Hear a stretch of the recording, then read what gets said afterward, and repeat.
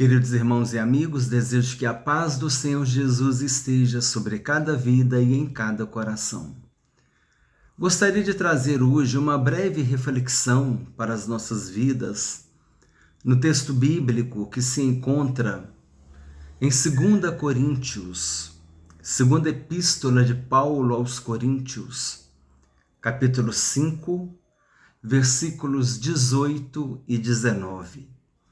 O texto bíblico diz assim: Ora, tudo provém de Deus, que nos reconciliou consigo mesmo por meio de Cristo e nos deu o ministério da reconciliação, a saber, que Deus estava em Cristo, reconciliando consigo o mundo, não imputando aos homens as suas transgressões, e nos confiou a palavra da reconciliação.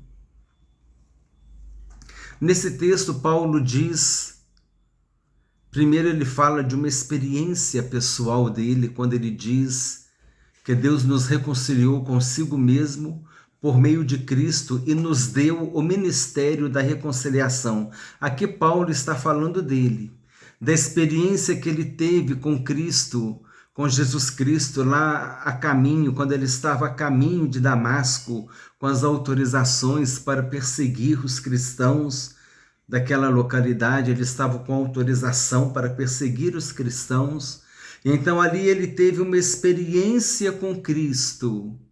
E então ele teve uma conversão. Paulo se converteu. Esse episódio está registrado em Atos dos Apóstolos, capítulo 9, esse livro que foi escrito pelo evangelista Lucas, o mesmo autor do Evangelho de Lucas, Lucas também escreveu Atos dos Apóstolos. Ele relatou a conversão de Paulo. E então Paulo ele foi reconciliado com Deus por meio de Jesus Cristo.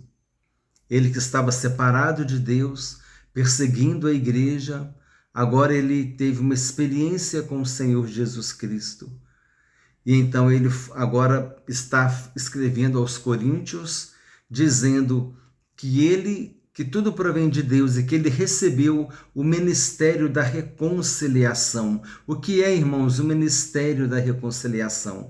O ministério da reconciliação é o ministério da palavra, é o ministério da mensagem da salvação, porque um dia eu também tive essa experiência da reconciliação com Deus, quando eu aceitei Jesus Cristo como meu único Senhor e suficiente Salvador.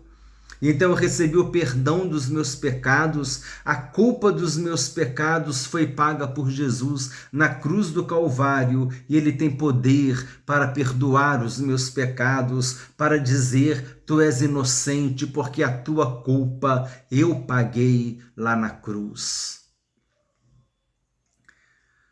Paulo mesmo nos ensina, escrevendo aos Efésios, que nós estávamos mortos em nossos pecados e delitos, nós estávamos separados de Deus, nós estávamos condenados, íamos sofrer a condenação eterna, separados de Deus, mas aprouve a Deus prover para nós uma reconciliação.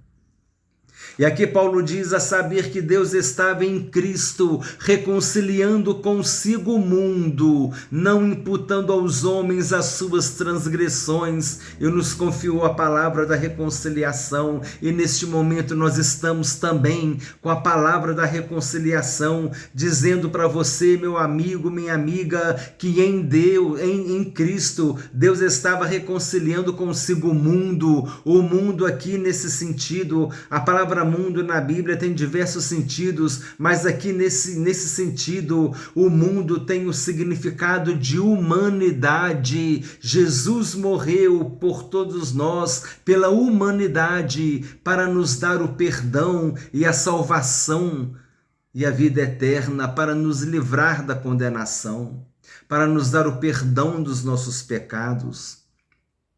Nós estávamos mortos em nossos pecados e delitos. Em Isaías diz que os nossos pecados nos separam de Deus. Nós estávamos separados de Deus, mas em Jesus, Deus reconciliou consigo o mundo e hoje Ele apresenta esta oportunidade de reconciliação. E é importante que a obra da salvação na vida do homem, ela é feita em duas etapas, ela tem duas partes. A primeira parte é aquilo que Deus pode fazer e a segunda parte é aquilo que o homem pode fazer. Deus já fez a parte dele. Ele enviou Jesus Cristo para morrer por nós na cruz do Calvário, em nosso lugar, em uma morte vicária e expiatória. Vicária porque foi substitutiva, Jesus morreu em nosso lugar, e expiatória porque Ele pagou a culpa do nosso pecado. Jesus morreu por nós. Mas é necessário que cada um de nós tenha uma experiência pessoal de salvação com o Senhor Jesus Cristo. É necessário que cada um de nós aceite Jesus Cristo como nosso único Senhor e suficiente Salvador. A salvação ela não é individual, a salvação ela é pessoal. Cada pessoa, cada indivíduo precisa ter uma experiência pessoal com Jesus. A salvação ela é coletiva, porque todas as pessoas que tiverem uma experiência pessoal com Jesus vão compor, né, aquilo que eu chamo do coletivo dos salvos no Senhor Jesus, que é a igreja do Senhor Jesus, que é o corpo de Cristo, os lavados e remidos pelo sangue de Jesus, de todos os povos, tribos, línguas e nações, porque Deus não faz acepção de pessoas. Jesus morreu para o mundo nesse sentido, como eu disse, Ele reconciliou consigo o mundo, Ele reconciliou consigo a humanidade. Nós estávamos mortos em nossos pecados e delitos, separados de Deus, mas a culpa que nos separava de Deus, Jesus pagou em nosso lugar a culpa do nosso pecado. E agora quando nós aceitamos que Jesus morreu por nós na cruz, nós estamos também aceitando esta obra de salvação que Ele fez por nós. Então, quando Deus olha para nós, Ele vê em nós, Ele vê que nós aceitamos o sacrifício de Jesus. Então, em Jesus, nós recebemos o perdão dos nossos pecados, e aquilo que nos separava de Deus não separa mais, porque os nossos pecados já estão perdoados, e então nós podemos ser reconciliados com Deus, podemos ter vida na presença de Deus, e é somente Jesus quem pode fazer isso por nós. Por isso, meu amigo, minha amiga, é necessário nós tomarmos a decisão mais importante de nossas vidas, que é a decisão de aceitar Jesus Cristo como nosso único Senhor e suficiente Salvador, pedindo perdão dos nossos pecados, querendo ter uma vida de propósito com Ele, reconhecendo que Ele morreu na cruz para nos salvar e perdoar os nossos pecados, morreu em nosso lugar, pagando a nossa culpa para nos dar a vida eterna. Diga: Senhor Jesus, eu te aceito.